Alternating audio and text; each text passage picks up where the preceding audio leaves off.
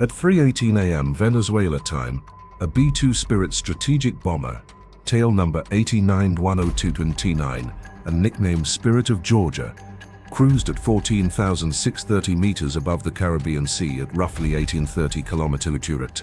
Inside its two internal bomb bays were 16 GPS-guided bombs, each weighing about 90.07 kg in just 23 minutes.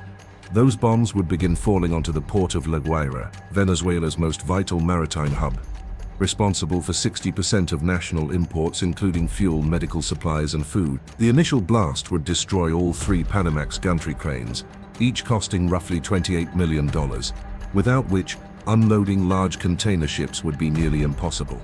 Following strikes would level 7 main warehouses containing around 18,000 cargo containers valued at over $340 million. And by sunrise, just 2 hours later, Venezuela would effectively lose its main link to global trade, cutting off supply chains for 28 million citizens at their most vulnerable point.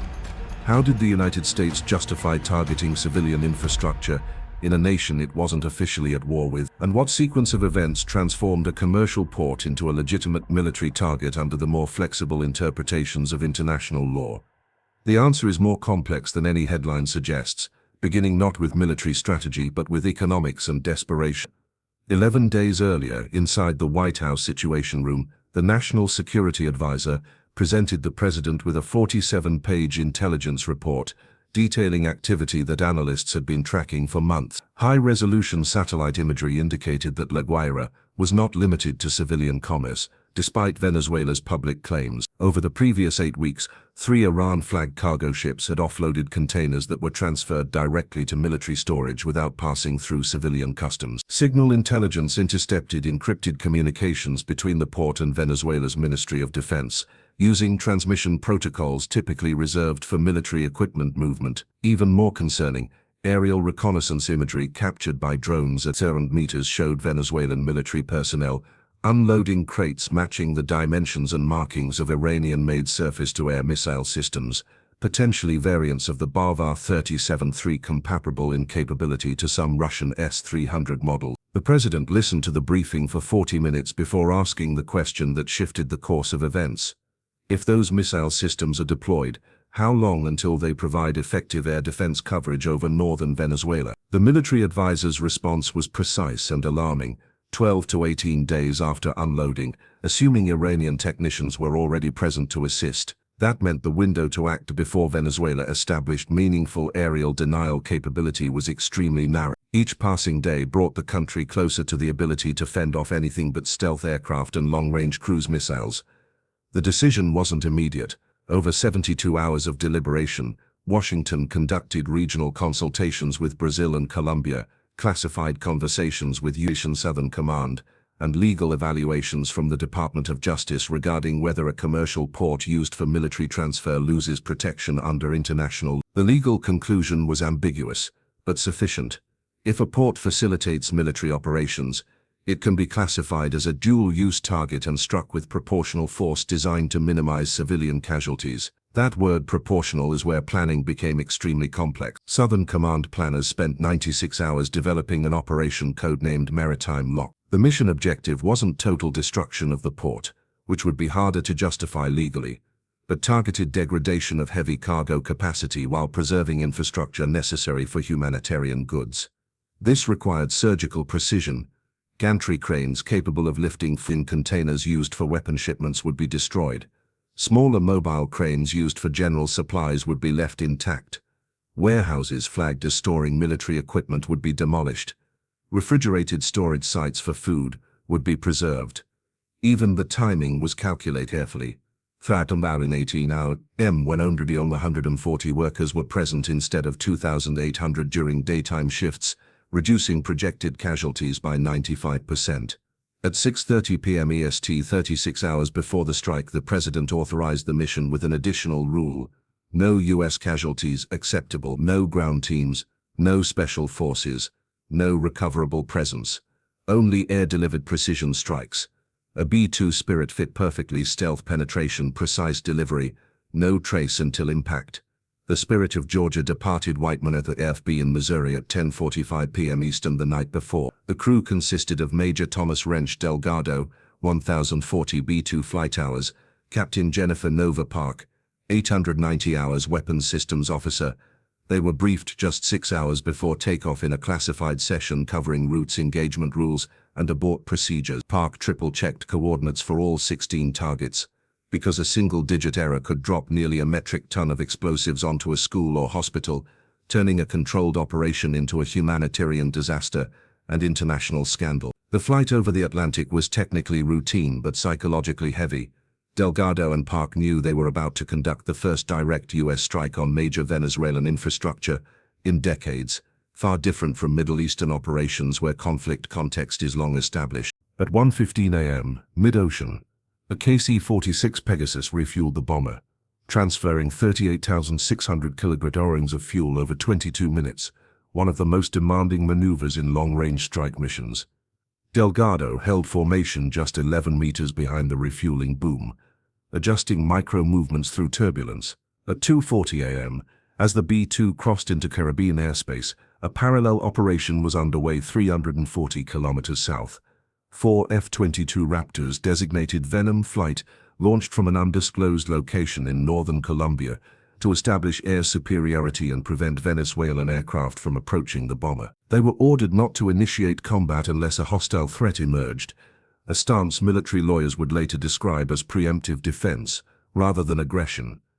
At 2:55 a.m., Park set the APQ-81 synthetic aperture radar to passive mode, listening rather than emitting. She detected 3 active Venezuelan radars, a 36D6 system near Caracas, an older P-18 set in the southern highlands, and a Fregat M2 naval radar likely on a patrol frigate. None had realistic probability of detecting a stealth aircraft with a radar cross-section measured in fractions of a square meter, but knowing their positions could mean the difference between escape and capture if the mission went wrong. At 3:11 a.m., Delgado began final approach, slowing to 740 kilometers and descending slightly to improve bombing accuracy.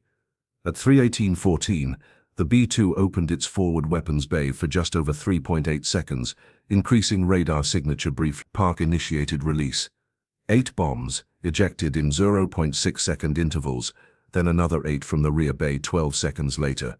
Total bomb bay open time, 11.2 seconds, enough to deploy over 14.5 metric tons of explosives. The bombs fell silently into the night, using inertial navigation with GPS correction and tailfin guidance to maintain a circular error probable of under 5 meters, accurate enough to hit a specific crane rather than the adjacent office building. The bombs sliced downward through the early morning darkness.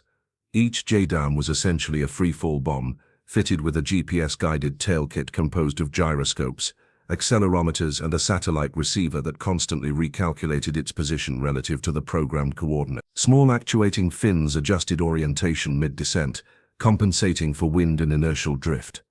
The result, a precision radius of under 5 meters, meaning a bomb intended for a specific crane would not accidentally strike a building tens of meters away. Falling from 13,720 meters, descent time was 58 seconds.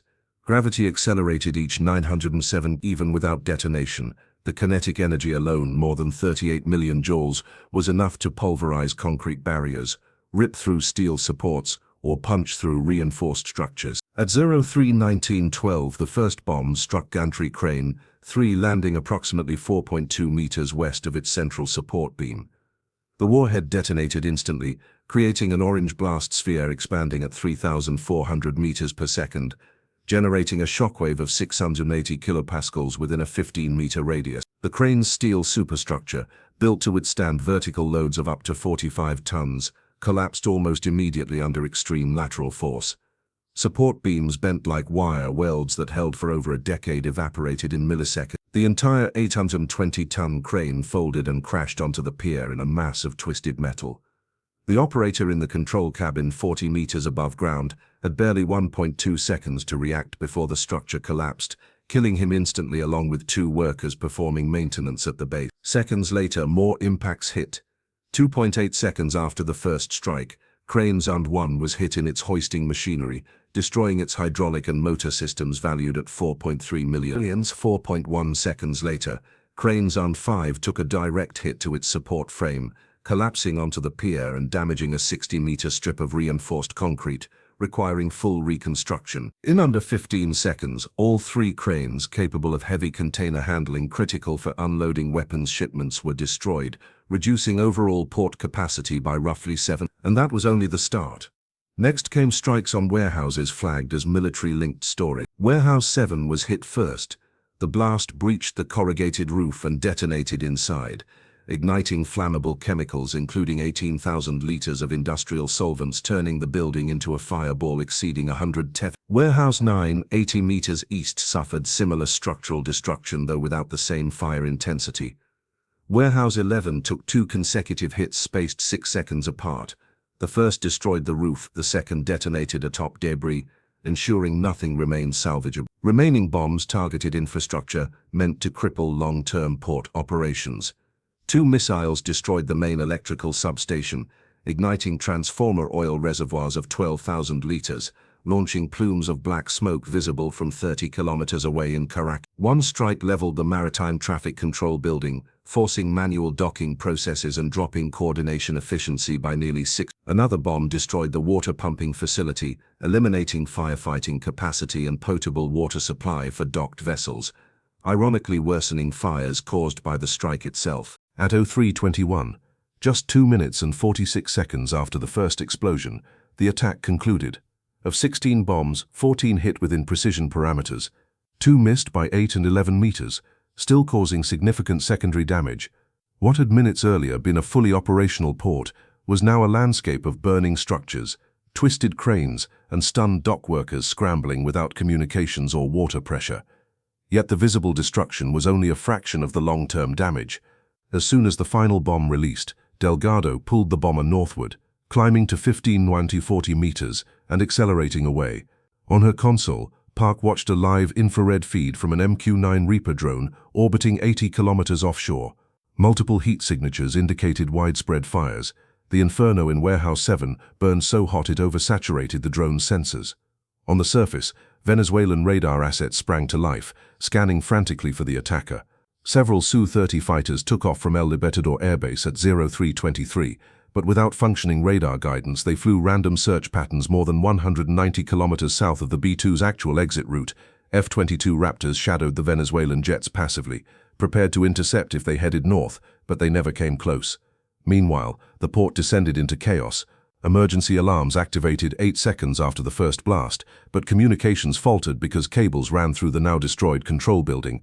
Fire crews attempted response, but found water pressure non-existent. Reinforcements from city firefighting units were 12 minutes away, and even once on site faced multiple simultaneous blazes with insufficient equipment. Some fires would burn uncontained for hours. The initial casualty count was uncertain. Records of worker locations were stored digitally in the administrative building, damaged when debris from Warehouse 9 smashed into its eastern wing. Early death toll estimates ranged from 7 to 34, generating confusion in Washington as policymakers monitored live updates. The confirmed number, released 18 hours later, 11 dead, including all 3 crane operators and 8 warehouse and maintenance workers, 27 injured, ranging from shrapnel wounds to severe burns. A devastating human toll, but within the predictive model's estimated range of 8 to 45 casualties for an attack of this scale.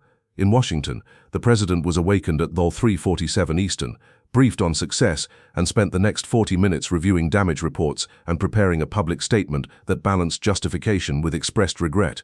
By 6:00, the official statement framed the strike as a proportional response to Venezuela's use of civilian infrastructure for military transport, posing a regional security threat. It included an offer of humanitarian aid for civilian casualties, immediately rejected by Caracas's cynical hypocrisy.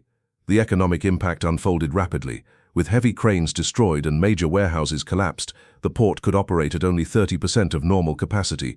14 incoming container ships, scheduled over the next 3 weeks, were diverted to Colombia and Trinidad, creating a backlog that would take months to resolve. Shipping insurers raised risk premiums for Venezuelan routes by 140%, driving up trade costs. Economists estimated losses of $2.7 billion in the first year, including lost trade and reconstruction costs. Rebuilding presented major challenges. Replacing the cranes required sourcing new units from Asia, with 14 and 18-month lead times, costing around $95 million, not including installation. And installation itself depended on specialized heavy-lift vessels controlled by a handful of nations, any of which could deny export permits under US pressure, effectively preventing full restoration indefinitely. The strike had caused physical damage, but it also created a strategic chokehold, enforceable diplomatically. International reactions were mixed. US allies expressed concern but took no punitive action. Russia and China condemned the attack but offered vague support with no concrete commitments. Brazil and Colombia issued neutral statements, subtly distancing themselves from Venezuela's military activities.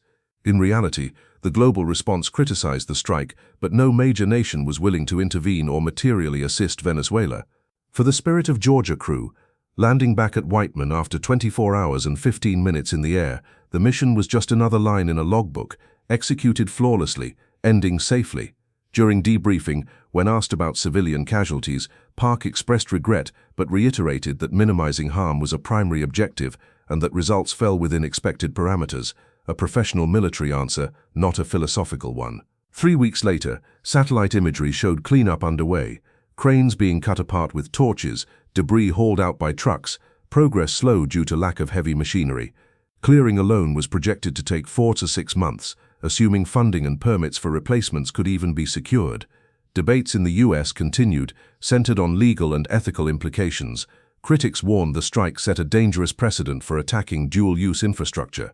Supporters argued Venezuela had violated norms first by using a civilian port for military transfers. Public opinion, 52% approved, 38% disapproved, 10% undecided, enough support to avoid political crisis, but far from consensus.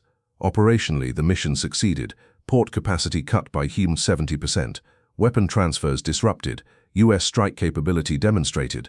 Strategically, long-term results were uncertain. Would Venezuela double down on alliances with Iran and Russia, or reconsider them, realizing they offered no real protection? Would other nations stop accepting military shipments from adversaries of the US, or simply hide them better? Would this operation become the model for future precision strikes, or a cautionary case that invites backlash?